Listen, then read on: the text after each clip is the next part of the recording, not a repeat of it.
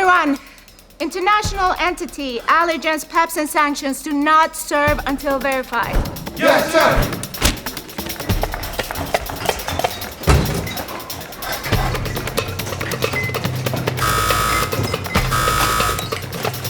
False positive. How many is that today? Clear it, damn it! 30%, we're done. She controls 40%. Have you even tried having cleared? Okay, where are we at? I added this one here. There's something missing. What's missing? What's the source of funds?